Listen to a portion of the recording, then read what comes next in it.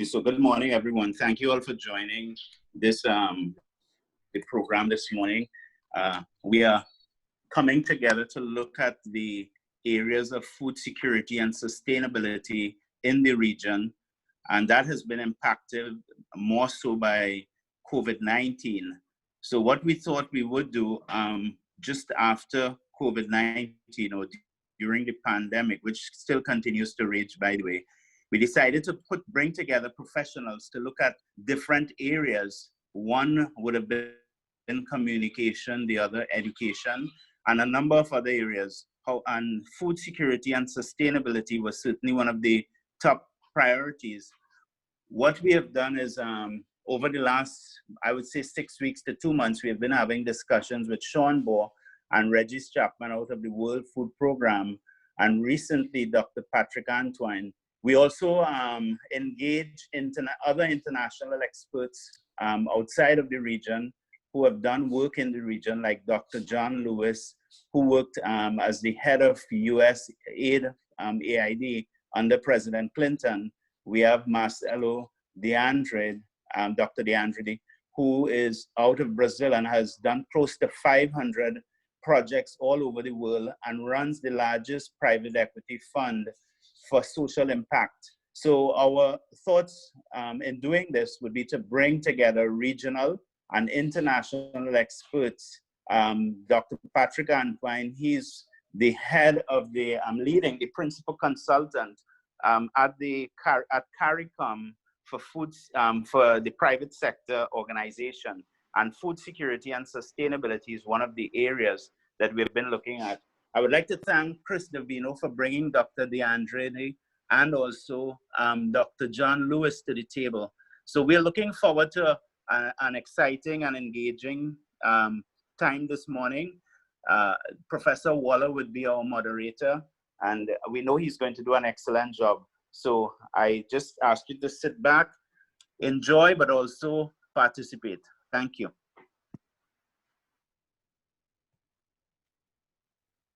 Hi, good morning. I'm assuming it's over to me now. Good morning, everyone. Good afternoon, good evening, good night. My name is Lloyd Walla, and I'm your moderator for this Global Business Leadership Forum on Caribbean food security and sustainability. The coronavirus pandemic has further drawn attention to, made real for many, and has validated several scholarly concerns surrounding the availability of food to citizens in many parts of the world, and more importantly, how one accesses this. Food access in particular, that is, having sufficient resources, both economic and physical, to obtain appropriate food for nutritious means is certainly one of the factors governments have been having to navigate as they balance health and economics during this pandemic. The Caribbean is no exception to this food security problematic, and it is an issue which we have been examining and holicizing for years. Today we have what I consider to be the dream team of experts on Caribbean food security, who will examine emerging and emergent discourses and social practices surrounding issues of food security in this coronavirus pandemic era. Our panel today includes, and I will go through the lists as it appears on the program, Honorable Cesar Saboto, Minister of Agriculture, Forestry, Fisheries, Rural Transformation, Industry and Labor from St. Vincent, and is also the chairman for Caribbean Agriculture Security Response Task Force. We also have Regis Chapman, Head of Office for the World Food Program, WPF, in the Caribbean.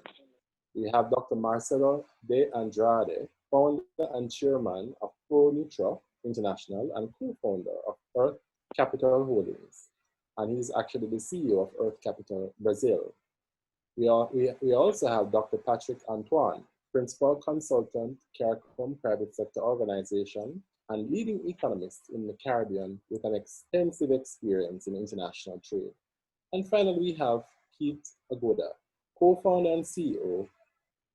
And Keith has worked for years on the supply chain as it relates to agricultural, industrial, body chain management. And as you see, we have a fantastic here today who will be examining the issue of Caribbean food security and sustainability. Each panelist will have 7 to 10 minutes to provide opening remarks, after which we will morph into the roundtable slash fireside discussion. During this fireside discussion or roundtable section, we will entertain questions from the audience. You may send the questions in the Zoom chat component, and it will be picked up and it will be asked by me to the panelists. And we're going to be following the program as it is laid down. So we're going to be starting with the Honorable Cesar Sabato. Minister, are you here?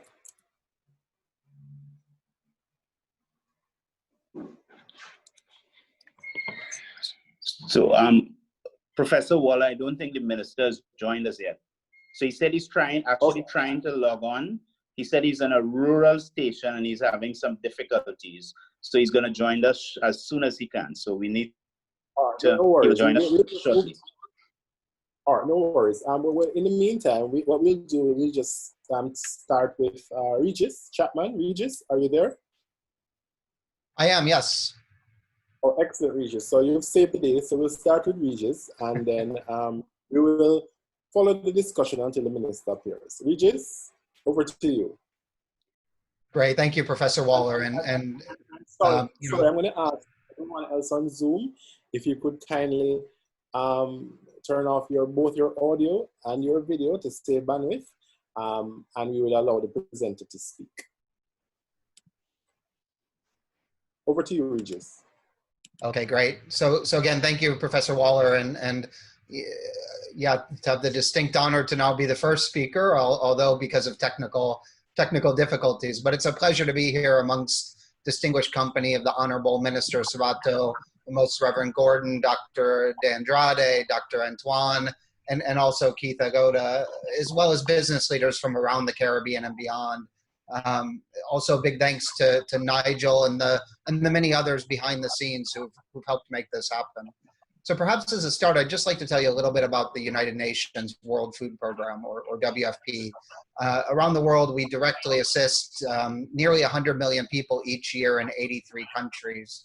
We provide emergency assistance in some of the most challenging environments around the world, and we're often the first on the scene when emergencies strike, like in the Bahamas last year, or in Dominica in 2017.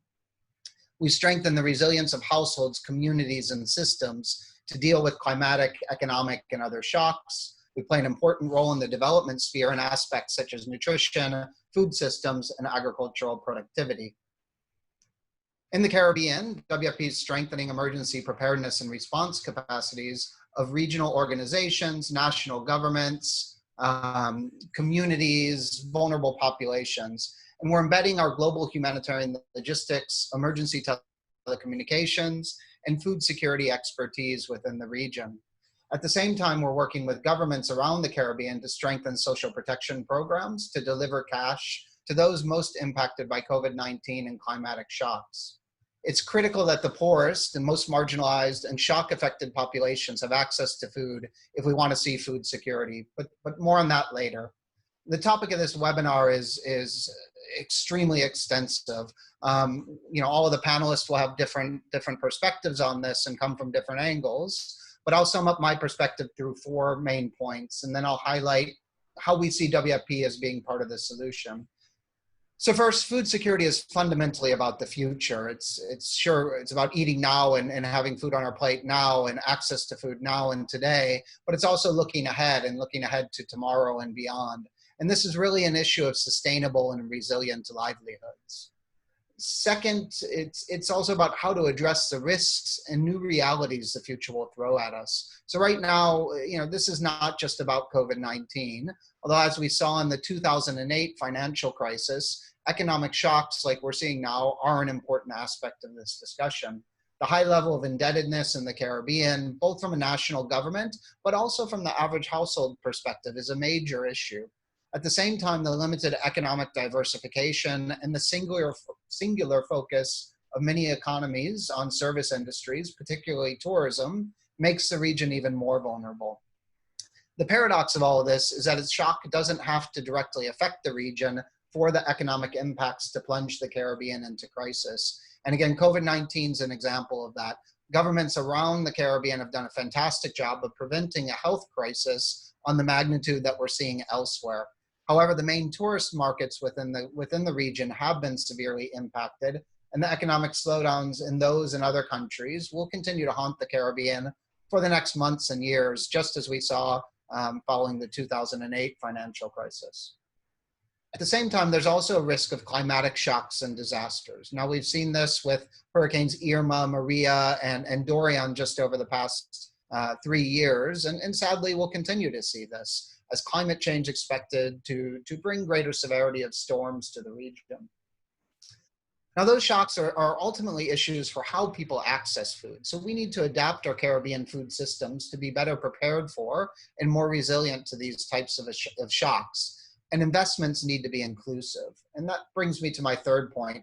Food security is really about systems. The fact that the Caribbean imports over 80% of their food, and that excluding Haiti, the CARICOM region had just over 21% of the population below the poverty line before COVID-19, suggests that food systems, which are the networks that are needed to produce and transform food, ensure it reaches consumers, are not meeting the needs of large segments of societies. It's critical that we improve the performance of food systems and their ability to cater for even the poorest. Flawed or broken food systems can affect food security in a number of ways. They drive prices up, making it difficult for the poorest to afford nutritious food, or they prevent smallholder farmers from making good profits from their crops. Now, food system disruptions can be linked to shocks related to climate change, globalization, economic shocks like we're seeing now. But even in stable contexts, poor communication, transportation and storage facilities, dysfunctional commercial markets, and inequalities can limit people's ability to access the food they need. For WFP, food systems are not abstract concepts. Our experience across the world has given us a unique understanding of the main problems facing food systems, and these are the last mile problems. So the vast majority of the hungry poor are isolated. They're isolated geographically, economically, socially, and politically, and they're hard to reach. So even when nutritious food is available, it's often too expensive and out of the reach of many people. The bad year or the lean season problem. So when crops fail or during the lean months between harvest, poor families in both urban and rural areas lack the resources to meet their food needs, and they're forced to adopt detrimental strategies to cope, including eating less and less nutritious food. Then there's the good year problem, and this might sound odd, but even in a plentiful harvest can have its downsides. Inadequate capacity to store, market, and transport food surpluses causes food prices and quality to drop. Farmers are unable to put their produce for sale at a premium when demand's at its highest, and food ends up being wasted or spoiled, and market volatility as a result is sharpened. So these three problems tend to affect women more, and that's partly because they have more limited access to assets and services, and they may be excluded from decision-making processes. Now, because of the nature of WFP's work, our partnerships, programs, and capacities stretch across food systems. And we're especially strong within what I would call the midstream. So where food is transported, stored, handled, processed, wholesaled, and retailed. And the size and reach of our operations mean we have a great potential to address the systemic problems that address food systems. So examples of WFP interventions that can have a positive influence on food systems include homegrown school meals, which connect local smallholder farmers to the supply chain of school feeding programs that countries around the world have. The creation and rehabilitation of infrastructure, and supporting smallholder farmers through the facilitation of credit, capacity development, and access to markets, among others. Now, my fourth point is that food security is about money. The key question for many is whether they can access food. Income and poverty are a fundamental part of this. And I think where oftentimes in the Caribbean we get it a bit wrong is that we look at macroeconomic statistics. And while macroeconomic statistics are important indicators, they mask the situation of the poor. So just as Caribbean countries argue that the global donor community should consider their vulnerability, not their income status, when making decisions about SIDS eligibility for certain financing streams, within these same countries, we need to take that same approach. We need to look at individuals' vulnerabilities and not just the macroeconomic level. Now, recently, WFP supported CARICOM to conduct a COVID-19 food security and livelihoods impact survey. The first round was conducted in April, and the second round has just recently been concluded, and we're analyzing that data now. But what we're seeing is clear evidence that COVID-19 is having a much greater impact on the poor. The poor are having more challenging issues accessing markets in the current environment, while the wealthier groups have been able to stock up on food to weather the COVID storm. You know, we've all been adapting how we shop, and many people are buying more so that we can shop less frequently. But the vast majority of the poorest households either have no food stocks or they have less than 1 week of supplies.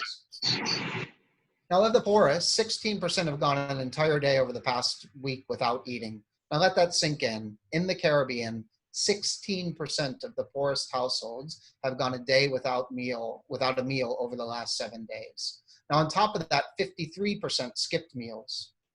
Now, if we compare that with an average income household, where only 1% went an entire day without eating and 20% skipped meals, you can see that difference. But even that actually is quite a concerning statistic for average income households. Now, finally, the loss of jobs or reduced salary and income has also affected a significant proportion of people throughout the Caribbean. But again, poorer households are faring much worse. Now, this brings me to our part of the solution as WFP. And it may seem obvious that such a global economic crisis impacts the poor the most, but what's important is that these same people become part of the solution. So as we move forward in our new reality in a COVID-19 and eventually a post-COVID-19 world, solutions must be demand-driven. They must come from the bottom up. Making the poor part of the economy is really a benefit to them, as well as everyone around this call and everyone in the Caribbean. So while focusing on larger producers must be part of the solution, we also need solutions to increase household agricultural production that brings surpluses to artisanal producers. We need to link those surpluses and those farmers to markets through aggregation. They need to be part of all the farm to fork solutions, the new social distancing delivery solutions, and they need to be part of building the Caribbean tourism and service industry back better. Now, financial services, climate services, technological solutions, and others, they all need to cater not only for the low-hanging fruit of those who can move that macroeconomic needle, but they need to be built around the needs of the most marginalized communities and households as well. We cannot have food security as long as people are going to bed at night not having had a single meal in a day. And this is really the focus of WFP. How do we help farmers to increase productivity, reduce post-harvest losses, and then support aggregation by strengthening group marketing, providing training and supporting farmer organizations, and increasing access to financial services, and then creating linkages of these smallholder production to government institutional markets. I'd mentioned the school feeding program, but also, quite importantly, the private sector. And at the same time, we look to assist governments to develop policies that are pro-smallholder and programs as well that promote mutually beneficial private sector engagement with smallholders. And we do this through strategic partnerships and coordinating efforts along the value chain. Thank you. Thank you very much, sir.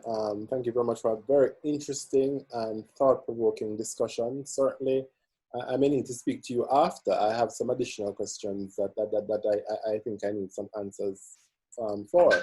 I see Minister is online here. Minister did his quick wardrobe change, and he is now ready for us in his battle gear. Minister, we're going to hand over to you now. Thank you very much, and I wish to apologize for the little disturbances a bit earlier. I'm actually in one of my rural offices because it's very important that as we speak about agriculture, that we appreciate the importance of the decentralization of agriculture, no matter how small the island is. I want to first of all begin by explaining where we are in the Caribbean region as it pertains to our agricultural development, because we have to first of all get an excellent appreciation of our history so that we can understand and appreciate the trajectory that we can go on and the opportunities to be harnessed. For the most part, all of the Caribbean islands no longer have any preferential treatment as it pertains to external trade arrangements. So during the 1950s, 60s, up until the 1990s, very early in 2000, bananas, for example, from St. Lucia, St. Vincent and the Grenadines, Grenada, Dominica, Jamaica, bananas coming out of the region had preferential treatment and a secured market in the United Kingdom. What this did is that it created a monocrop type agriculture system. There were weekly wages and a weekly income created for the farmers, and persons basically had their banking tied to this, their entire livelihoods and culture was tied to this. It is of first importance, if we analyze what is happening in the Caribbean region today, that in the absence of the preferential treatment, we have seen a reversal of trade to Europe.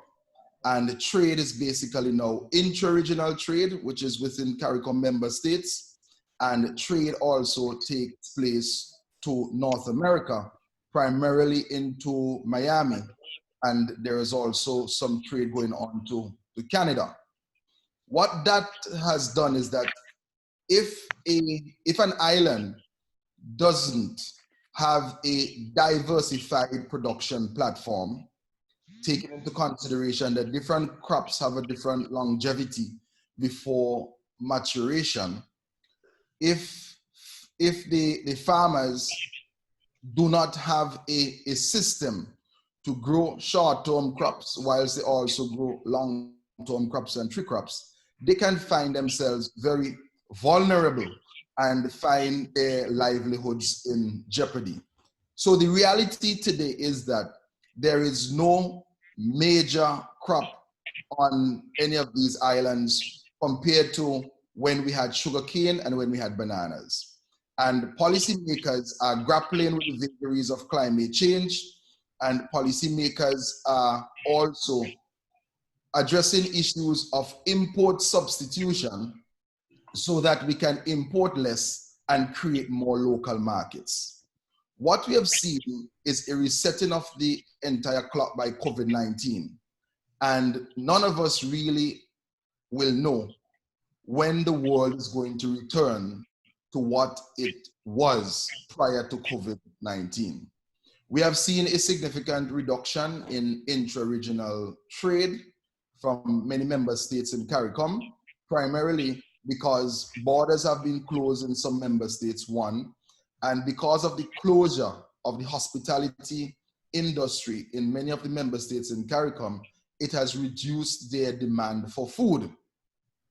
What we have done in St. Vincent and the Grenadines, and something that I am placing on the table because it's of some interest, is that we had a significant fallout during the first 2 weeks where local farmers did not have a ready export market. And what we did, the state created a program called the Love Box Initiative, where the government will purchase goods from the farmers and will have a redistribution to the vulnerable. That created, one, a local market to the farmers and created an income, and two, it addressed the issue of food affordability and food accessibility. Now, we are aware that this is not something that could be sustained ad infinitum. So what we have done is that we have started to work with small farmer groups and cooperatives so that they can also purchase goods from the farmers. They could package these goods and they could also export these goods that are packaged in a very high quality manner. I have listened to the other presentations and I have heard all the issues which have been raised throughout the years being raised.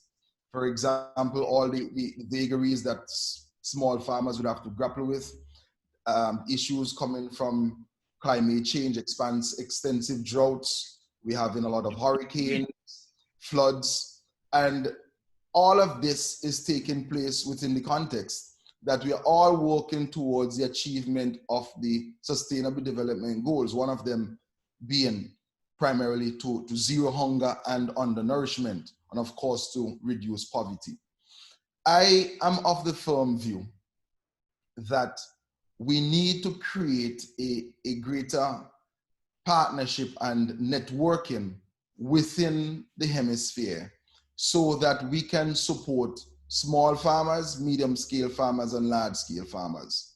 One of the dreaded issues that we are focusing in my country to address is the use of certain chemicals during production. For example, my country has placed a total ban on all glyphosate products, Roundup, and Touchdown, because these products, as we have seen coming out of the US Roundup case, the science is out there that they can have a negative impact on life. Because of that, we have also stopped the aerial spraying of all crops. And just to also note, we are witnessing that in a small island developing state, the focus has to really be on growing high value, low volume commodities. And we are working on the production of some of those commodities. So in short, as a policymaker, one of the critical things that we are advancing as a focus on a small island developing state is to have a deep-seated, diversified production portfolio, whereby you have many, many different opportunities available to small farmers. And they must provide an income at different times of the month. So we have moved away from the monocrop, and we are now adjusting to a new production system. Thank you very much.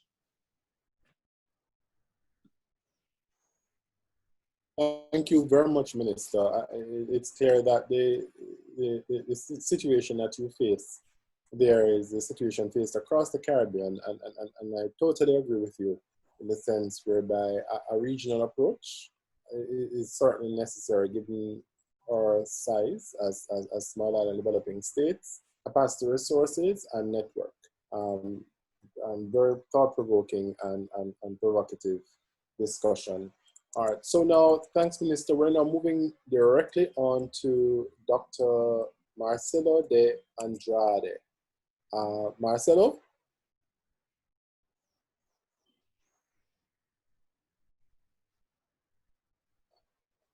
Is Marcelo? Oh, sorry. Yeah, I was muted. I was muted, sorry.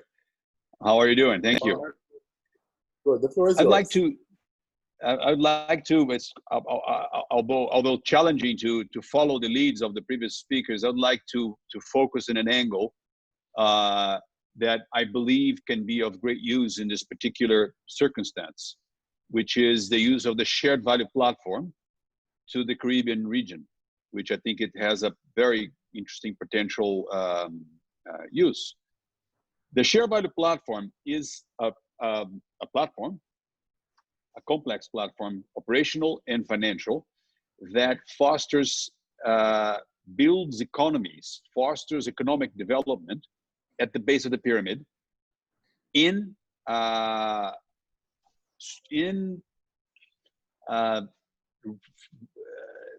sensitive areas with sensitive population. Base of the pyramid, by definition, is sensitive, and the Caribbean have some very sensitive areas as well, the islands and the continent areas. The share value platform is something that have been developed using the methodology that ProNatura have developed ProNatura International developed over 35 years and implemented historically in 65 countries. And the IFC, the private arm of the World Bank, that has 60 years experience in financing development and with the private sector angle. So the share value platform works in the following ways. It goes into, defines the geography. It goes into this region, defines and it maps the stakeholders everyone, the community leaders, government, large corporations, high net worth individuals, everybody that it's in that region. And with them, bottom up, the shared value platform, the methodology designs an action plan which entails the selection of value chains, what value chains are most appropriate for that region, some already existing, some not yet. Usually 80–90% of those value chains are food and agribusiness related, because they normally are rural areas, with exceptions to cities, but normally rural areas.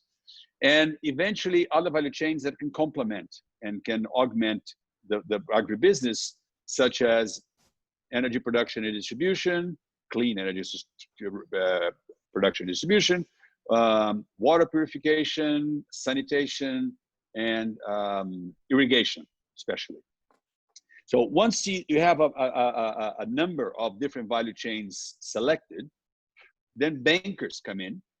They then do due diligences and do feasibility studies in each one of those value chains. Once you have a group of feasible value chains, let's imagine between 6 and 8 value chains, then those value chains become business plans, solid business plans, the kind of business plan you show to JP Morgan to be financed. So with that, you create an investable pipeline of 8 businesses, let's imagine, and you then raise the capital to invest in that pipeline. It's a blended finance structure. Financial structure is a blended finance, and that blended finance structure will have a non-profit part and a for-profit part, impact. The non-profit part will de-risk the portfolio, will invest basically taking away the risks perceived on the business plans. Normally, 80–90% of those risks are, in our experience, are lack of professional capacity of the labor force. The labor force, remember, is completely involved because they not only own this business plan through a holding company, but also they will be the workers on these businesses. The labor force is the community at the base of the pyramid. They, from a precarious situation, will then become employed on a business that has been created, one of them. They will own assets because they'll own a piece of the holding company that owns those companies, and they will receive dividends eventually when investors are paid because they are shareholders. So it changes completely the reality of a whole region.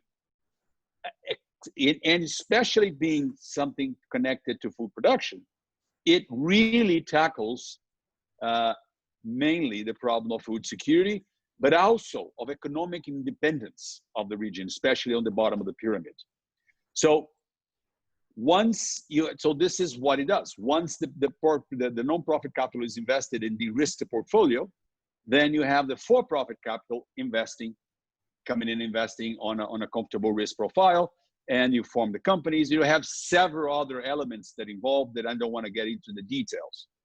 Presently, we are implementing this share value platform in Peru, in Brazil, and in Mozambique. And we are ready to expand to other regions. We need an anchor partner that will help us with the preparatory phase. The preparatory phase is what I just described. The preparatory phase is where you prepare the territory for it to become attractive to private investors. And preparatory phase includes raising the private capital to invest. And that cost of the preparatory phase will be reimbursed as a structuring fee the moment you have the commitment from investors. The investors reimburse the cost of preparatory phase as a structuring fee. This is a common element on capital raise, on funds management, on the fund management industry, which is an industry that I've been involved for over 30 years. When I raise a fund, it means that I brought an investment opportunity for the investors. So they will pay my costs for that. And eventually I'll be the manager for the money to make the investments. So I'd like to leave you with this thought that in terms of a solution for food security in sensitive areas involving the bottom of the pyramid, the most in need population of the region, the shared value platform has demonstrated a very safe tool or a very safe environment for investors to deploy large-scale capital, but also has, most importantly, has demonstrated the ability to present itself as a solution for regions like the Caribbean that have a severe food security issue, especially after the situation we have been living since the beginning of the year. I'll leave it for now, and I'm ready to answer any questions. Thank you so very much for your very insightful and thought-provoking discussion. And I'm pretty much sure during the discussion part, at the opening of the roundtable, I'm sure you'll be getting a lot of questions about several aspects of the presentation. And we now move to the, I guess, the final presenter, which is Dr. Patrick Antoine. Patrick? Thank you very, very much, and to you, Lloyd, and to all the colleagues on the call, and in particular to my dear friend and comrade, Minister Saboto. What I'm going to do is to run through fairly quickly a number of slides, which really will constitute my presentation. I think it's useful to help place the context of the Caribbean before the colleagues who are going to be discussing this, and also importantly to make known to you what the CPSO is all about. The presentation, really, I want you to remember when you leave here, is a presentation which was stimulated by this trendy topic, 25 by 25. 25 by 25. And what this emerges from is from a decision of heads taken at the 40th regular meeting, where the heads, fulfilling a mandate that's in the revised Treaty of Chaguaramas, and recognizing that the missing element, that one key missing element from all of the various plans and programs that were developed for CARICOM agriculture to, first of all, take advantage of the intra-regional market, and secondly, to use that as a platform for extra-regional exports that they have underperformed. And that missing element really is the private sector. And so the heads really, fulfilling this mandate and recognizing the missing element, moved to support the establishment of an apex private sector organization, which the private sector itself took the ownership for and have dubbed it the CARICOM Private Sector Organization. Now, the 25 by 25 or 25% by 2025 really came from a mandate received from the lead Prime Minister's responsibility for the CSME, Prime Minister Mia Mottley, where she indicated to the private sector that she saw them having a key responsibility to reduce the level of CARICOM's extra-regional imports of agri-food products by 25%, thus enabling the intra-regional market to be taken advantage of, certainly within the next 5 years. The CPSO membership viewed the actions required of them in 4 ways. One, that they needed to have an approach which was complementary, involving governments as well, which would really boost investor confidence. Because the truth is that there's been many very, very illustrious records of failure in the region because we've had missing elements which were critical. Secondly, it was important to be inclusive, really moving from the regional level to national. And that was a dichotomy because decisions were taken at the regional level because they weren't grounded. The national programs often deviated. Thirdly, the positioning of the firm, the private sector, the building block, the agri-entrepreneurs, the missing element, and we needed to work with them. I heard the approach by the colleague from the World Food Program at the individual level. Yes, at the individual firm level too. Fourthly, leveraging the positional advantage. I've heard all of you who've spoken so far, and yes, there's a tremendous opportunity that did not exist before, for which the CPSO now essentially makes a very strong reason for its establishment at this time based on which is linking the big importers, the big distributors, the big retailers to the actual supply and production chain from micro right up to the commercial enterprises. I think it's important to understand that we view food security as one key component of what we're about. And the private sector clearly is also concerned about exports. You would, of course, understand why. The economies, particularly now, are going through a very difficult period of recession and declining, in fact, negative growth.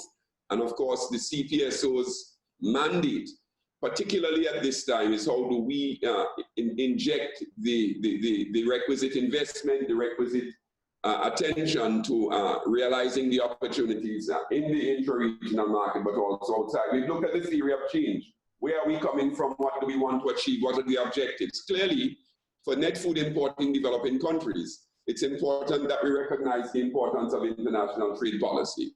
I'm not spending any time on the food and nutrition security definition. I think we all aligned around that, but there's a strong need for public-private sector action. And so just to give you a sense of where we're coming from, because this is often a slide that causes a number of persons in presentations to pause. We're coming from a situation where 2 decades ago exactly, CARICOM was a very small, the deficit in CARICOM did not exist, and we had a very small trade surplus. So we're coming, if you wish, from a position of balanced trade. On your next road trip, Monica Mangan is here, and she's going to give us some incredible bargains. Apologies, everyone. Where were we at? Should I continue? Yes, please go ahead. Please go ahead. Yeah, we're coming from a position of really 20 years ago, having balanced imports, exports, a very small surplus to today, where we're talking about $3.8 million in deficit. I'm going to show you quickly what this looks like. So this is the statistics that we have actually compiled ourselves. It accounts for about 90% of the trade. So the truth is that we're looking more at about a total trade imports of about $4.1, $4.2 billion. We are counting here because we've actually gotten the detailed statistics up to 2018 at about 3.792. Importantly, you can see the growth over the last 3 years. The pictorial simply shows you that as a percentage of the total imports, agriculture has declined very slightly. But you can see the concern that heads of government would have had with the numbers continuing to show an upward trend. Moving on quickly.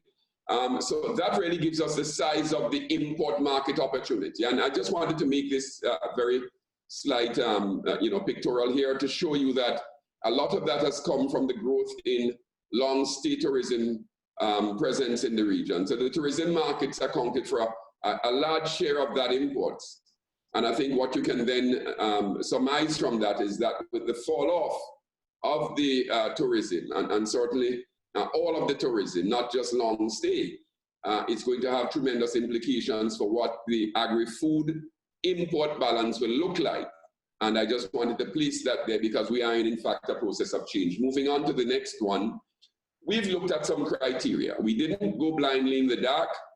Many of you have spoken to elements of this. Food security and food and nutrition security is one.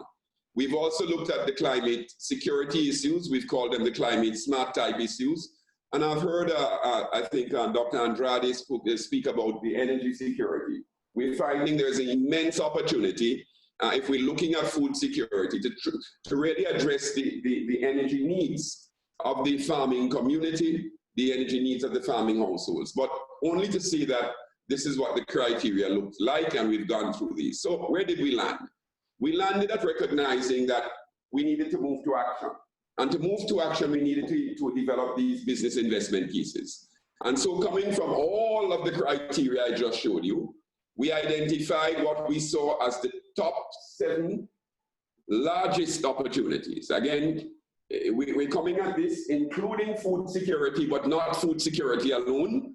What are the top 7 most significant opportunities when we blend all of those criteria together with the import data? And you can see the 7 there: poultry, meat, hatching eggs, corn and rice in terms of feed imports. You can see the meats, You can see niche vegetables, cassava, coconut, and coconut products. And I want to say that we are not saying that these are the things that the private sector will do. What we're saying is that these are the things we need to develop, the investment business cases to demonstrate to the private sector their feasibility. In short, this is the feasibility assessment. And we're seeing these as the top 7. We may not land with all of the 7. We may land with 2. But the idea is to start with this and to move on to another 7 or 10 so that we can end up with a portfolio of projects that essentially have strong investment potential. And what we're saying here very quickly at the bottom is that there's a huge opportunity that we're already realizing just by linking small micro producers, small micro agri-food manufacturers to big retailers such as Massey Foods in Trinidad and Tobago. Again, what do we need to have all of this take place in addition to successful business investment case studies? Well, once we can make the business investment case, I think we are going to use, and we have used, the value chain analysis, as was mentioned earlier. We've also used a construct that works in CARICOM very well because of how this trade is stratified, called agricultural corridors. So the idea here is that we're going to look at the value chain along the corridor because we have some very distinctive transport and logistic corridors in CARICOM. Having regard to that, all of this only can happen if we put the policy environment right. And this is a huge issue. It's not trivial. It affects the very, very small household. If we have inappropriate tariff policies, if we have inappropriate border measures, if we have inappropriate rules of origin. This is some work that was required to be kept under continuous review by the revised Treaty of Chaguaramas. That has not been the case. So one of the things that we essentially recommending to heads, and they have accepted that, is that we need to urgently review the trade regime. Secondly, you've all said it, financing for agribusiness. And we're really far advanced on this work, and I'd love to really have some discussions further on what are all of the options, the missing spaces and the opportunities. Then investment in infrastructure. Yes, there's key infrastructure that's missing that we need to put in place, infrastructure that needs to be modernized, and infrastructure that needs to be organized and coordinated better. Absolutely critical. Free movement of labor.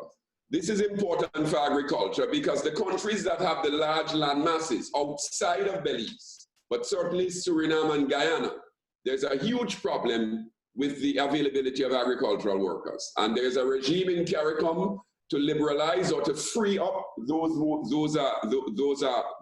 components.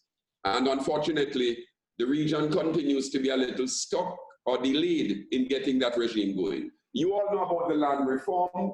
All of these things are critical, particularly for young farmers and young agri-entrepreneurs. We need a Food and Drug Administration. Minister Saboto spoke about what they're doing in St. Vincent and the Grenadines. Unfortunately, that's not the case across CARICOM. This needs to be harmonized. I can end this by saying we need to focus on the ease of doing business. And I think that's going to be absolutely critical because the private sector, they're identifying specifically measures that are inhibitions to trade and to market development. What do we need from you? What we need from you today really is to work with us as part of the support institutions to help develop these investment business cases.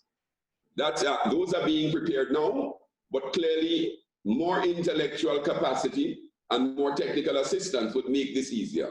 We would really welcome that kind of support so that we can not only focus on the top 3, which is what we're doing now, but we can also begin to focus on the additional 4 in time for the heads of government meeting in February of 2021.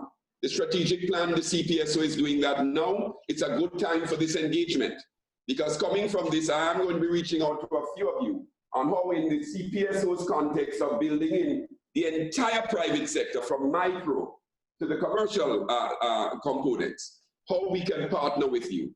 Clearly that's where inclusive consultations become important, and we are going to be developing something that I think actually touches very closely to what I heard from Dr. Andrade, which is the Strategic Project Investment Facility. We can talk more about that in the question and answer session.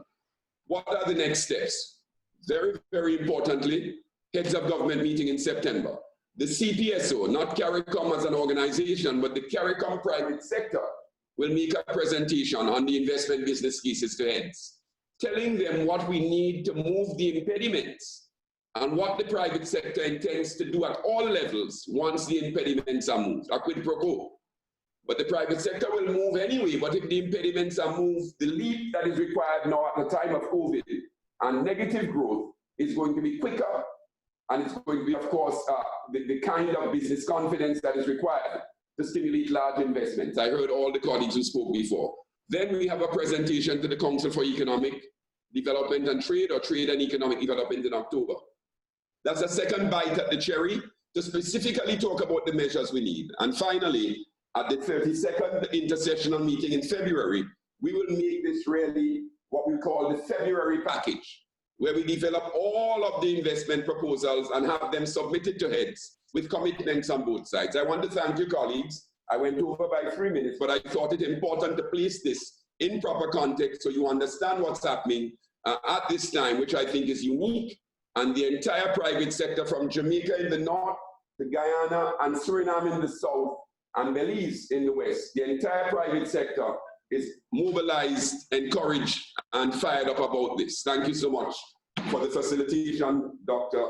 Lloyd Waller. Thanks, Doc. Thanks, Doc. You know, sometimes when the conversation and the passion is there, you just can't stop the person. And speaking of which, prepare yourself for the roundtable discussion. I'm seeing people very interested in the 7 strategic agri-investment areas that you mentioned. I think there's a lot of buzz around that, so I'm sure that will be a conversation. We now have Keith Agoda, one of the panelists that I personally know. Keith, are we ready? Ready. Thank you, Dr. Waller. Yes, so first, amazing presentations, and Dr. Patrick Antoine, I love the enthusiasm, got me all pumped up here, so appreciate that and everyone's perspective. I'm going to try to round out these conversations with a lens towards digitization and the role that digital technology can play to really empower a lot of these different concepts, from small to large, from finance to buyers, from farmers to packers and processors, and the role that it can play today, and I believe it will play tomorrow in empowering and strengthening the Caribbean. I think the first thing that we're looking at is how do we drive the agricultural success and connect it to building a healthier, more resilient and sustainable Caribbean community. And the question that we're really focused on is the beginning of the value chain, which is the farmer, and the end of the value chain, which is the consumer. There's a lot of stakeholders between those two that's extracting value. So how do we put as much value back into the value chain so that the farmers can make more money by doing more sustainable work? And how does the consumer get a product that is fresher, healthier, and is also supporting their local community, their local region, and their local value chains? And so what we have to look at is first the physical value chain. It requires physical infrastructure to be in place. And one concept that we talk about is the benevolent aggregator. Aggregators are often referred to the groups that work with the farmers to buy their products, often organize the farmers, collect their products, whether it's a distributor, a trader, a broker, or a added value facility. Oftentimes these groups use practices that is all about buy low, sell high. It's a model that pushes prices down on farmers. And this can exist because there is not enough visibility of markets and marketing channels. So what we want to do with digital technology is start to put on a digital map within each country, within each region, and across countries within the Caribbean. Who are all the farmers? What's being grown? What's being purchased? And who are the off-takers? Ultimately, it's the buyers that are driving the value chain, and the buyers are serving the consumers. So the consumers can influence the buyers, but right now there's a stronghold that's driven by the supermarket retailers, the government food buyers, the food service distributors, and the food service chains, and of course the tourism industry. And once there's a commitment from these core buyers to start purchasing an increasing amount locally, and not just purchasing, but moving the mindset from being a buyer to being a partner to the value chain.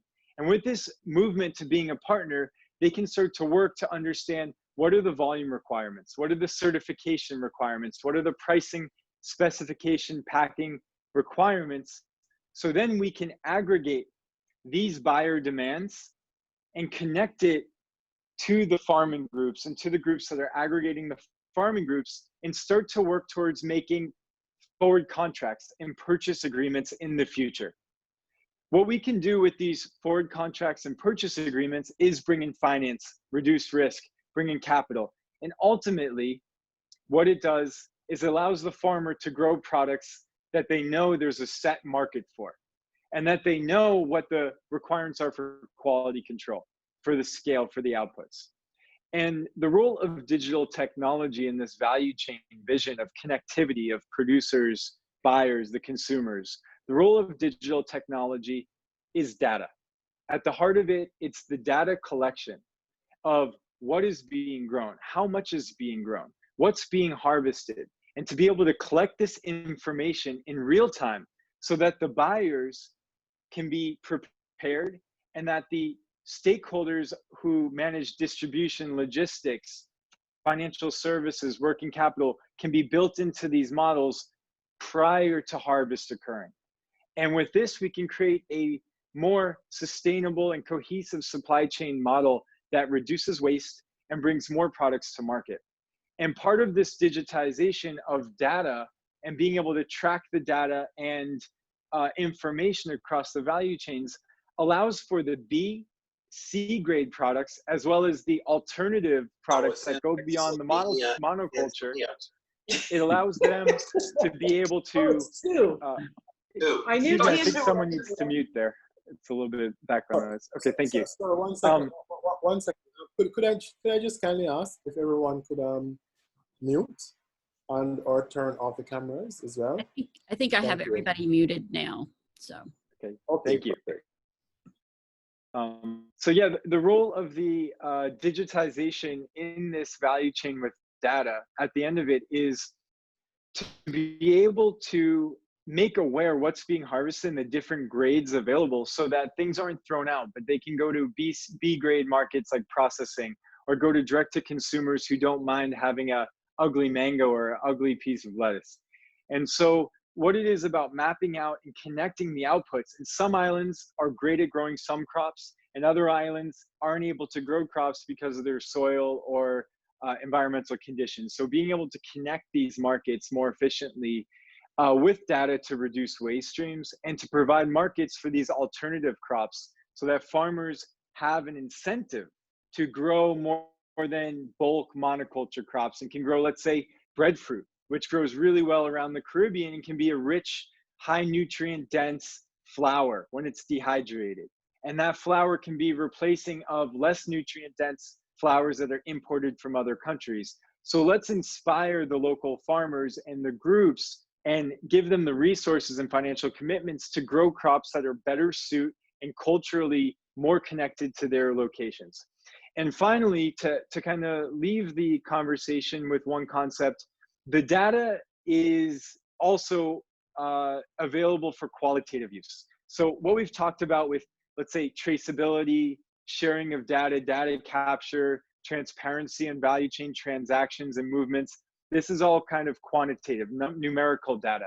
But data also flows in the qualitative sense. So the stories of the farmers, how they farm, their history, their background, their products, what makes them unique, what makes them special. That information can also be communicated with social media, with photos, with videos, with stories. And this is already happening in the Caribbean with upstart entrepreneurs. But this can be taken and driven through sharing of that information and making it available through QR codes.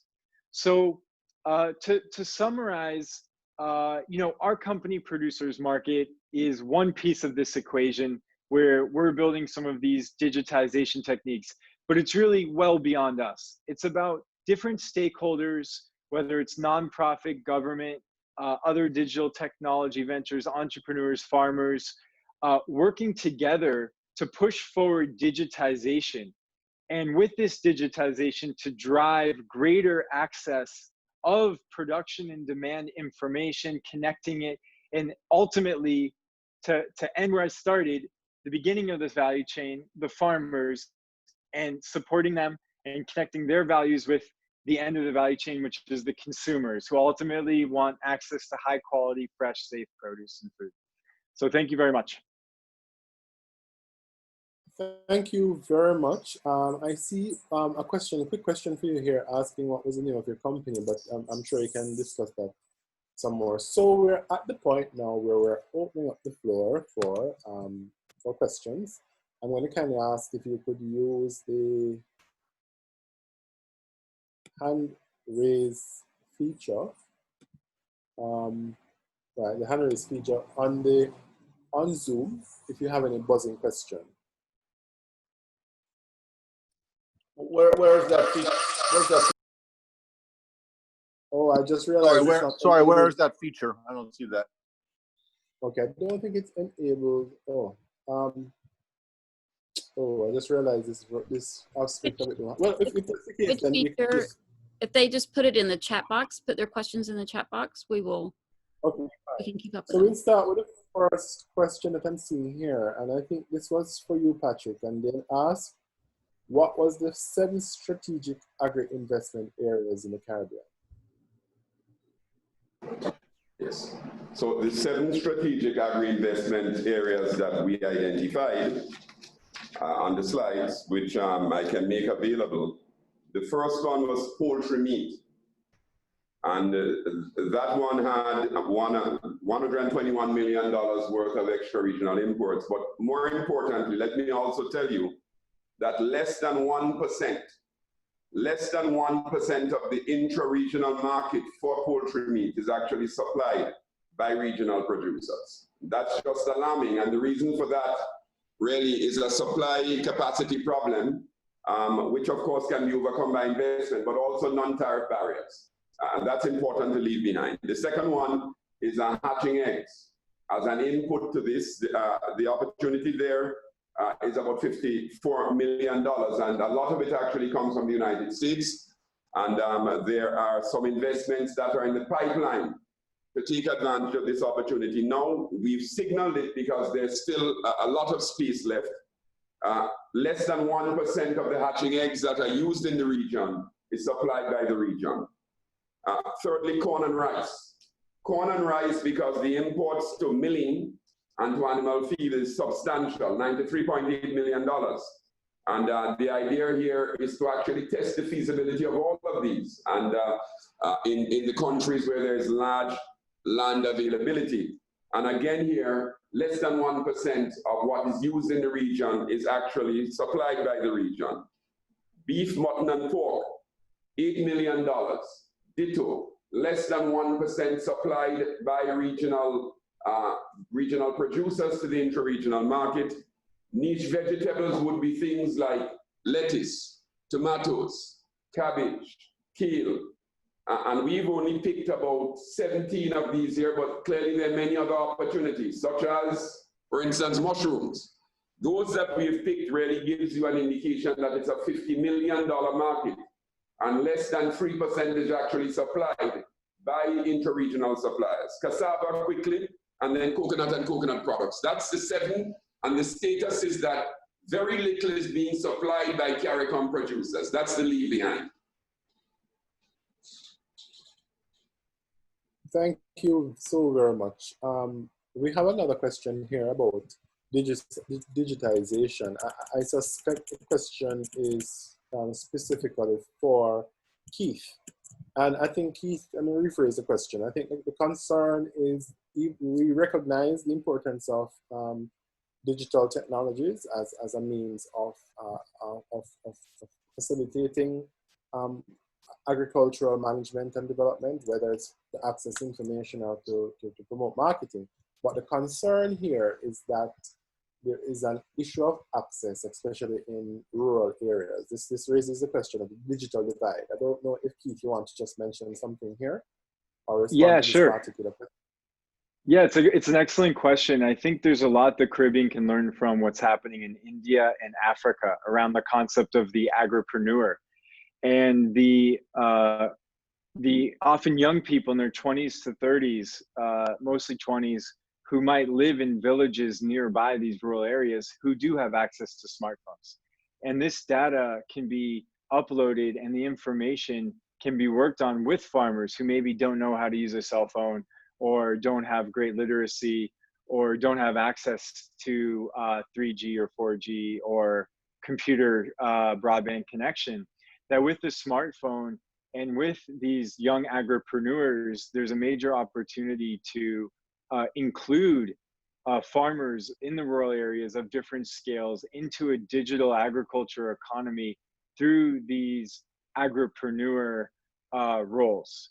And this is part of a key concept of capacity building, both with the farmers on how to build capacity, on how to grow and raise the products to higher levels of efficiency, and then capacity building to this kind of field agent or agripreneur role who will utilize the actual smartphone or digital systems to onboard and work with these rural farmers who might otherwise be remote. So we do see that there's an opportunity to involve and integrate small farmers into a digital framework through young people in their rural villages or in neighboring villages or communities who have access to the smartphones and 3G, 4G. Can I get a couple of comments on top of Keith's comments on the issue of ag tech? Sure, go ahead.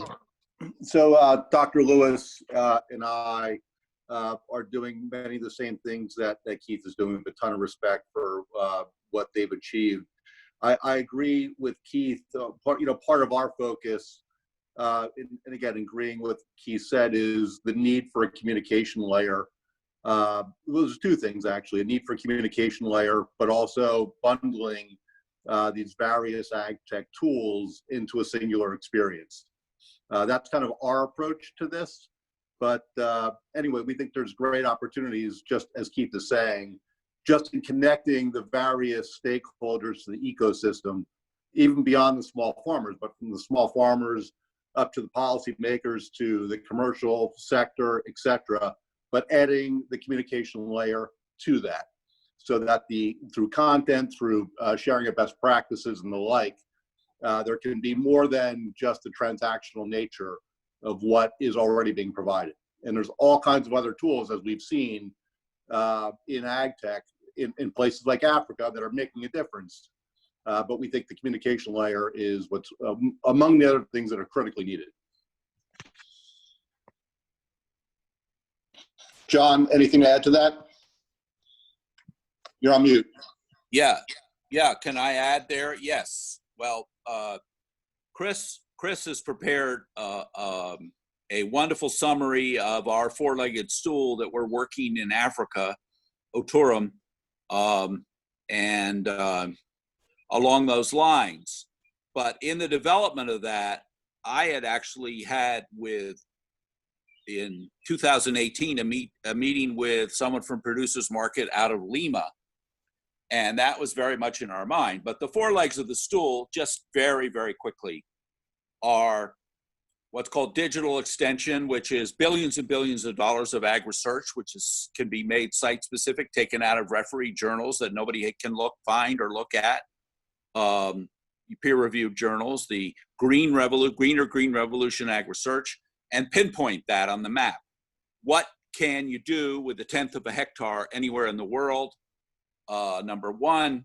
And then number two, what is the commercial possibility for that, as we've heard from Producers Market? Number three, what do the banks need to know about all that? So financial inclusion or fintech can be worked in on the banking thing. So, I mean, they're making more micro loans to refugee camps than to actual producers, because they don't know what the producers could or could not do. And then finally, there's a dimension that combines land tenure security, which is fundamental, Without land tenure security, no farmer will improve the land just so some fat cat can take it away from him once he's invested in it. Development is about turning land into capital, and that's what the process is. And as a dimension of that site-specific agroecological tracking is, of course, a built-in system for generating landscape carbon credits and aggregating them so you can go to scale so that the measurement costs come way down as the price is now beginning to go up. So those are 4 dimensions of the stool. And as it was designed following the 2018 meeting that I described with, I don't know the name, someone who didn't have a beard from Producers Market, is something we're pursuing systematically in Africa in the context of the Great Green Wall mandate of the African Union. But its applicability to Caribbean and its interface with these things like fintech, Producers Market, is all part of the build that's going on with or without blockchain technology, with or without point cloud algorithm computing, as we move from the ArcGIS phase of this technology to other more less expensive applications, with or without Google Earth Engine, and so on and so forth. Complicated process, but we have people working on this in the back room, as Chris knows.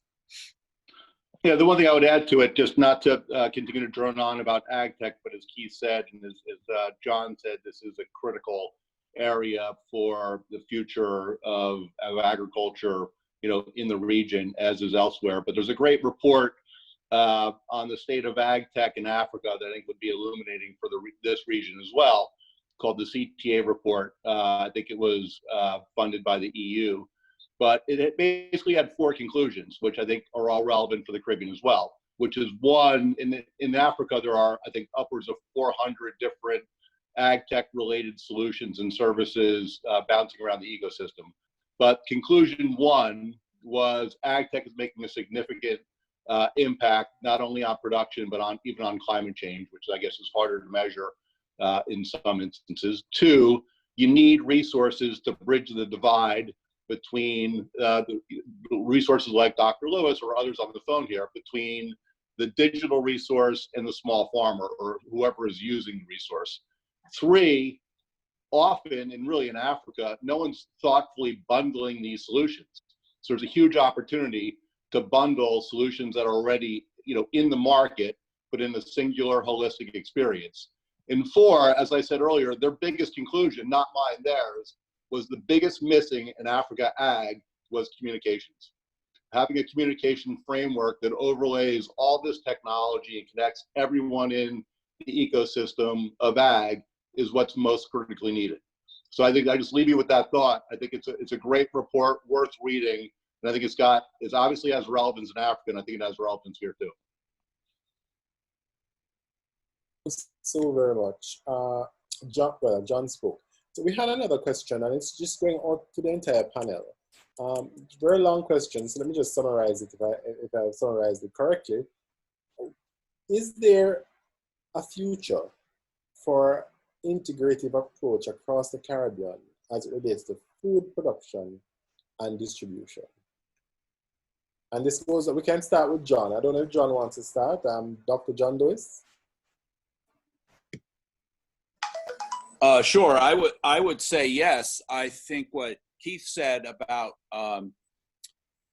really getting out from under the tyranny of subsidized, non-competitive, starchy staples coming from elsewhere in the world and giving the Caribbean farmer some choices, not just for high value to volume export crops, which we talked about, coffee and cocoa principally, especially the finer flavor cocos, but and the perishables that you can target for the shelf with the Producers Market technology that we heard described, but on the starchy staples. And Keith discussed breadfruit. That's fundamental. Breadfruit, peach palm. Peach palm has a Brazilian name. Marcelo will tell us what it is. I keep forgetting it, which is the international name is the Brazilian name. But just to give you an idea of what peach palm was, the Spanish conquistadores cut it all down because they couldn't get the Indians to work for nothing as long as there was peach palm in the forest. But if they had maize, maize is in granary, you can control people with grains. It's the history of civilization. Liberating the Caribbean peasant will be based on starchy staple tree crops, breadfruit, jackfruit, peach palm. And that has to be part of what we're doing. It's not just what the exportables are that you get the money. If you have to spend all that money buying whatever the intermediaries are charging for the flour coming imported in, then where are you? So it's about choices, because food security is not about food self-sufficiency. It's not just about producing food.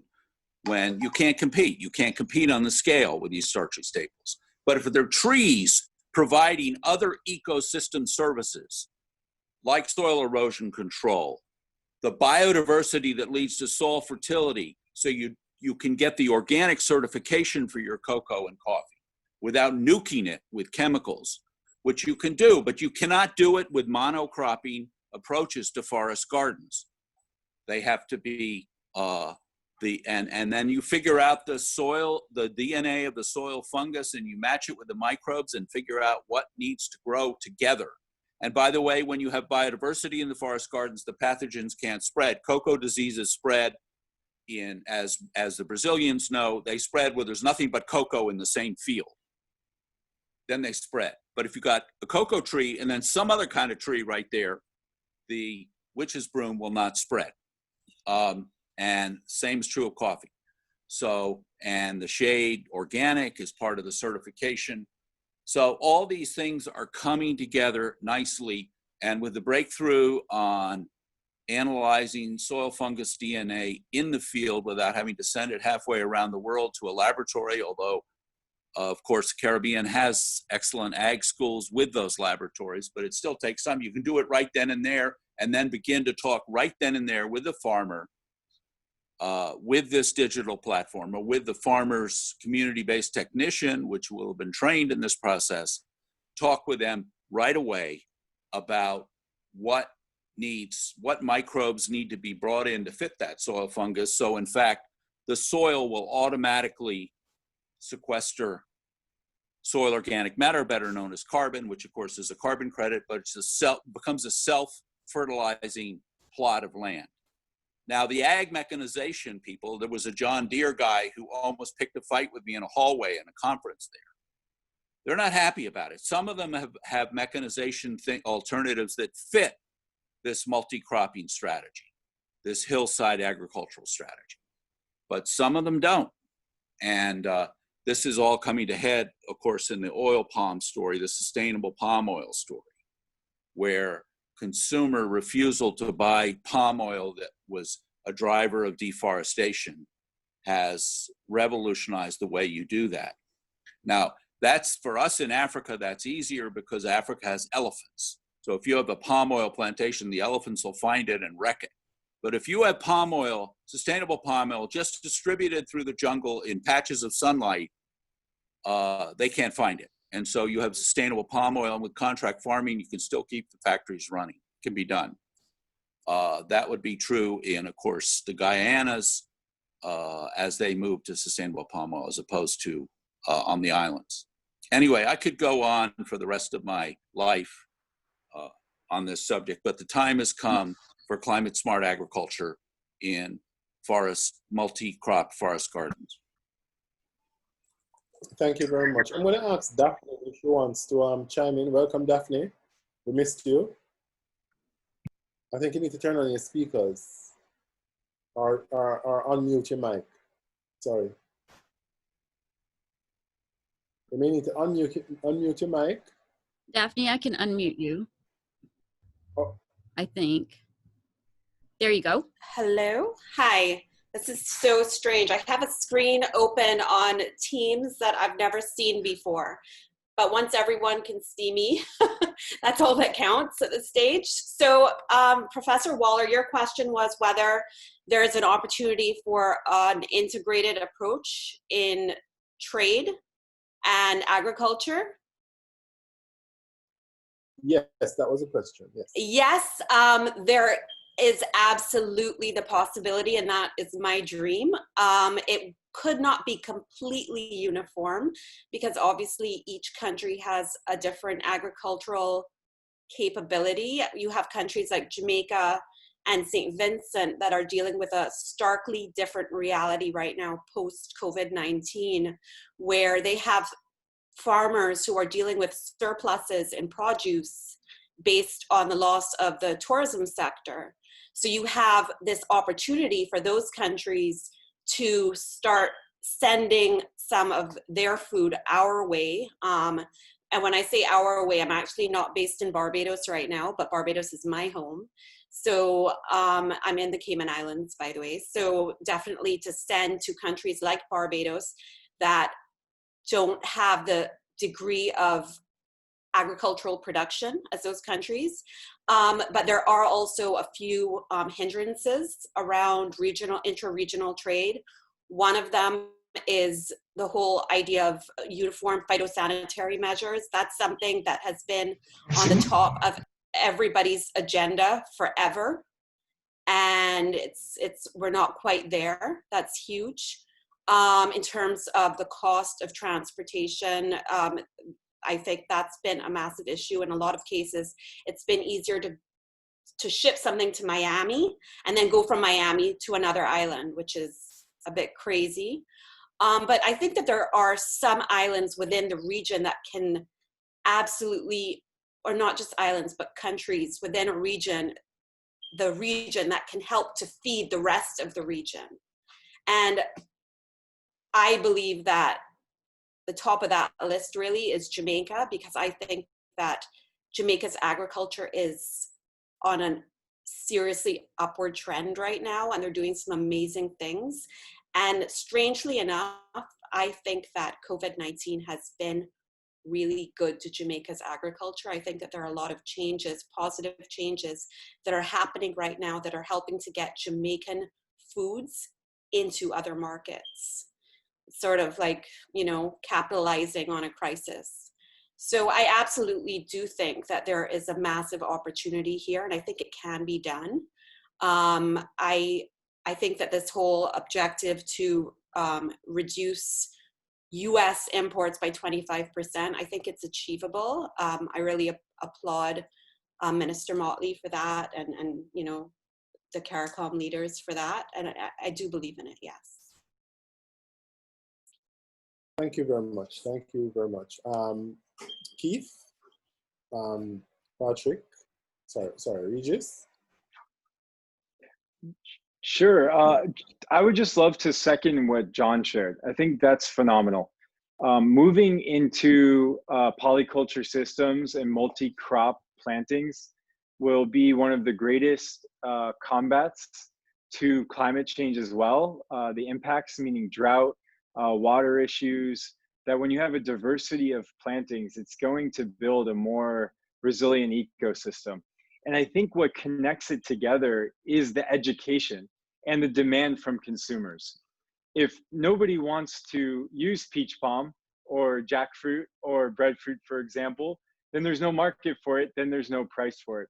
So I think it's up to the governments, the nonprofits, and the businesses to work together to begin a process of educating consumers and working to integrate these into the processing mechanisms. So as they make their bread products or snack products, or the products that consumers have become accustomed to buying, where can you start to integrate these ingredients that are actually culturally traditional in many cases, so that it doesn't seem like some alien substance has been brought to market for them? So that can be a smooth transition. I think what will drive these alternative crops in a more integrated trade model will be the market becoming involved from the ground floor and seeing a business opportunity to start replacing some of these imported crops. And I think the other area is looking at these polycultures as well as waste streams, so that, for example, chickens. how do you grow a chicken? You feed them. So what are you going to feed them with? Is it going to be imported feed, or can it be upcycled waste streams into meals, insect meals? Can it be different crops that are harvested wild from a polyculture system or a local agriculture system? So I think it's also important to look at the inflows and outflows, the inputs and outputs of the different agricultural operations and models to start to bring to market lower cost inputs and also more diverse and lower cost outputs.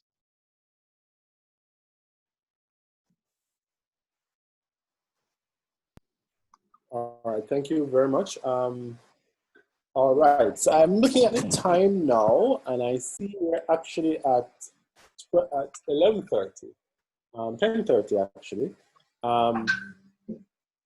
And I think we are actually at the end. So I'm going to invite Nigel to give the vote of thanks. Nigel? Yes. So, Professor, I was just going to ask if we could just indulge for maybe 2 minutes more. And the reason why I think Dr. John Lewis has an excellent perspective in terms of what took place in Haiti and what he was able to achieve during the while he was head of agriculture at USAID under President Clinton. So I'm just going to ask if we could just give him way to just give us like a maybe a minute or two snapshot of what they were able to achieve. And I think that is a good template for us to look at. You know, now we have moved on to agriculture using technology, and he has certainly adopted that, and he's now adopting that with what he's doing. So I think with the transition or the evolution, sorry, I think it would be a good idea to just get that. Is that okay, Professor Waller? Yes, that's okay. Dr. Lewis? Dr. Lewis? Thank you. Thank you. Sure.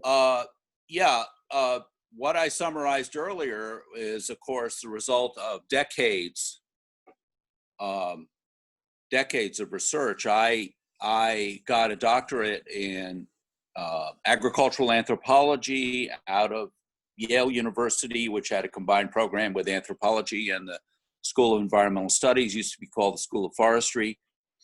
And I studied interethnic symbiosis in Africa between pastoral transhumans, they weren't really nomads, and farmers and herders. You say they're different ethnic groups. They're now fighting supposedly, but that's all been falsified by jihadists in Africa, but they can't survive without each other. Well, moving around the world, you're looking at agriculture not only as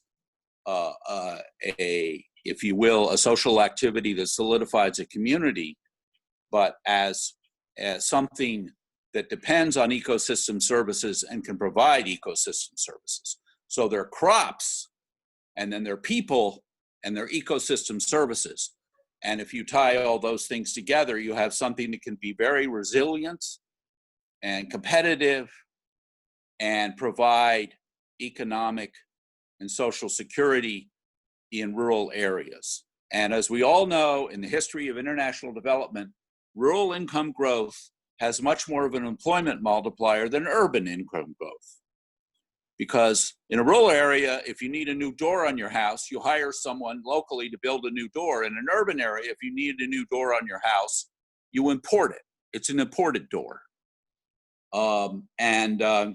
So this idea of using information technologies to permit a forest garden or a multi-crop field solution is an idea that's come, this time has come as Producers Market has recognized, and how some of these other point cloud computing algorithm people, we met with a German group where they get pineapple smoothies and they want to know where the pineapple came from in Brazil that they're drinking in their smoothie that day at that moment. And they Hey, John, I think the question was Haiti, though. You want to bring it back to your experiences there? Yeah, so when I left academia and joined AID, having worked on the Camp David program in Egypt, I was assigned to Haiti. Why was I assigned to Haiti? Since I had already spent 5 years in Africa, including working for one of the International Agricultural Research Centers. That's how bureaucracy works. the Africa people were afraid I'd spent much time and I had done too much field work there. But they didn't know that actually my senior professor, Sidney Mintz at Yale, was a Haitianist, and a lot of his students were working on our projects. So we got there, and there was a project called in Creole, Projet Pied Bois, Agroforestry Outreach, in association with the University of Florida. And we did it pretty much with NGOs. There had been a USDA program with the ministry, and they planted about a couple 100,000 trees a year. We, with root trainers, we ended up planting 10 million trees a year, with half of them surviving. And if we had done it on the contour, Haiti would look very much different today. Now, Haiti has a bad reputation on deforestation for charcoal, but everyone in the Caribbean has to know there are 1 million Haitians in the Dominican Republic who have to import their charcoal from Haiti. They're not allowed to pick up a stick in the Dominican Republic. And so when Al Gore says, oh, look how green the Dominican Republic is and look how deforested Haiti is, always remember there are 1 million Haitians in the Dominican Republic being paid very little who are not allowed to cook their dinner with wood that comes from the Dominican Republic. It's imported by donkey from Haiti. But charcoal can be sustainable too, especially if you plant these species on the contour. So the A-frame leveler approach to the contour became the breakthrough in Haiti. And if they had kept their coffee markets more effectively, there was, Haitian Bleu, which is a blue mountain. I remember when Jamaican troops were in Haiti, and one Jamaican colonel said to me, looked up the hill and said, if they ever figure out what Blue Mountain is, which is coffee grown over 1,000 meters, we're in trouble in Jamaica, because look at how many of these mountains they have, how big Haiti is relative to Jamaica in that respect.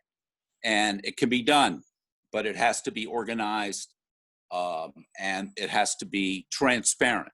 So I think coming into that coffee possibility there, it's just better coffee, but you can't find it in the chic coffee houses. La Colombe has Haitian coffee, and they don't even say it on some of their advertising, because people still associate Haiti with AIDS, and they won't buy it, even though it's a better coffee. And Rwandan coffee, you hear a lot about, you see a lot in there, but it's not as good. So in Haiti, when I was there from 1982 to 1987, as you know, that was the period of the déchoucage, when Jean-Claude Duvalier was escorted out of Haiti, finally.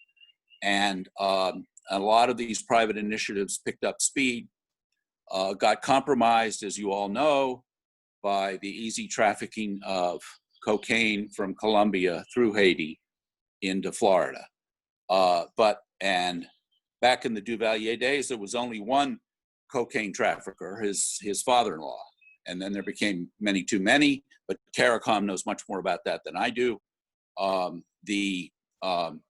That complicated Haiti politically, but it's still, you get cocoa experts, you get coffee experts coming there with no extension service, no phytosanitary service, and yet enormous productivity possibilities that have to be organized. The cooperative movement hasn't worked out well, and it's gotten corrupted, but it's an easy thing to fix with government and donor coordination.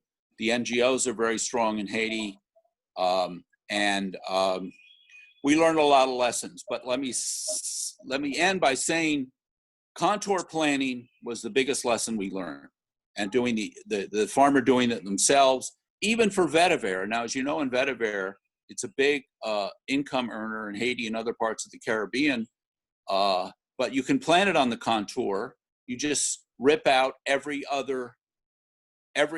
third meter every 6 months. So at any given period, you still have the contour with 2 meters of vetiver along the contour, because as you know, it's the oil comes from the roots. Hey, John, you want to, I know there's a lot, as you said, you could go on for a while on this topic. I think the point is there's a lot that the rest of the Caribbean can learn from your experiences in Haiti and elsewhere. I mean, I think that's. I would say it's public-private partnerships. If it's just public sector, or if it's just even philanthropic sector, the NGOs, it's not going to have the spread effect as if there are private investors in there. That makes all the difference. Right. Thank you. Yeah, Professor Weber, before you proceed, if you might, just let me make a 1 minute point. Look, we have reviewed in great detail what's happened in our region over the last 30 years. As I would have presented clearly in a presentation of this nature, we can't get into the various specifics, nor the dimensions that this work has taken to take us to the point where we have 7 business cases.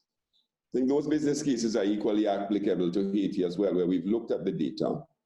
Our view is that we need to handle the matter of food and nutrition security from several dimensions. And we think one of those dimensions really is to have a very viable, successful private sector. Let me just offer the case of Jamaica, where the project by Red Stripe in Jamaica, introduced by the global partner Heineken, they now own the Red Stripe Brewery. They introduced the cassava to replace high fructose corn syrup. And that has stimulated the rural agricultural sector much more than anything that we would have done in the last 30 years by dint of trying to make these small interventions. Now, there's room for the small interventions, but what's happening is this. We now have just an emerging network of institutions in Jamaica, from agronomy to research to chemical use, all around this cassava project, which of course is aimed at producing the raw material, taking it to a starch processing plant, then it's taken to Red Stripe to replace the high fructose corn syrup. We now have, in the case of Jamaica, them reaching a target of about 30% in their reduction schedule as they would like it. But it's brought on board nearly 2,000 small farmers. And the acreage in Jamaica, both from the small farmers and from Red Stripe on their own commercial farms, is progress that we've not hitherto seen in our region. So I think there certainly now is a need for us to attack this from all angles. And our role as private sector, certainly the CPSO, is to try to bring these investment opportunities into being in whatever form or shape they may take. And that's why I think we had the Strategic Project Investment Facility there. Because the truth is that there's a lot of innovation that none of us on this call know about. But they're not enabled because they operate in silos, because they're missing pieces, because they're not connected. As Keen spoke about a coordination problem, not a magneto problem. Yes, there's the magneto, it's working, but there's a coordination problem that we need to get around. And so as we close, I just wanted to make the point that we're trying to do this in a way that is different, starting from what does the consumer and the market want, and then working backwards to try to identify what are some of the missing pieces, including what is the trade and the regulatory and the doing business type reforms that has prevented the micro and small enterprise operator from getting in the way. Is it a government program that subsidizes labor at a rate that the farmer can't compete with? We need to know that. And these are things that we're now trying to work on using the value chain and using the corridor. The corridor, of course, will deal with some of the things that I heard Daphne speak about. How do we develop corridors if they're viable in supplying the markets in the Cayman and the BVI and in Montserrat and Anguilla? They've been saying, look, supply us, but we don't have the modalities and the other things in place because we've never focused on it. What is required there is to connect the supplier to the market. And again, I think what we're doing now is so unique, and we invite all of you to partner with us on it. We can't do everything. We're going to focus, as our chairman says, running in our lane. That's Jervis Warner. We want to run in the lane of these 7 products first, but there are many others. And certainly we'll be linking with all of you after this call, so we can see how we can leverage on your learnings. I want to thank all of you for the opportunity of inviting us. And certainly this has been stimulating in more ways than you would imagine. Thank you so much, Chairman. Excellent. Thank you very much. I just, it would be remiss of me not to do my last act as the moderator. I'm looking at my instructions now. I'm going to kindly ask everyone to actually turn on your cameras. We're supposed to be doing a group shot. So if you can kindly just turn on your cameras. I guess I gather this is for promotional purposes. So I'm just going to do a quick shot. If you can just all turn on your cameras and just wave and say hi. Hi. For those of us who can, I've been in this situation already where I can't turn on my camera. But for those of you who can, I'm just waiting on Sean. Where's Sean? Dr. Horton? I don't see Dr. Horton here. Dr. Susan Horton? Or there was anything. So wanted to find out, Professor, if you just wanted me to do that quick thank you now. All right, sure. And then once we finish this section here, we can, Colette, don't worry, you're beautiful, Colette. Colette, let's see Colette again. Colette, you're beautiful, don't worry. You have your natural, Colette. Your supermodel look. All right, I'm gonna take this picture now, all right. All right, guys, say hi, wave and say cheese. Or sorry, say COVID. No, actually, say COVID. Great. All right, great. All right, thanks. All right, Nigel, could you just do the vote of thanks, please? So yes, so I would really like to thank everyone for making the effort today. For the speakers, very engaging, stimulating. Thank you all for making the effort to come out and for contributing, for preparing. I would like to thank Deanna, who helped put all this together, and Professor Waller, obviously. Thank you again to all the speakers. So just wanted to say to Dr. Antoine that we will certainly be in touch, and we want to contribute to what is taking place in CARICOM now and for what you're building and developing. Thank you all so much.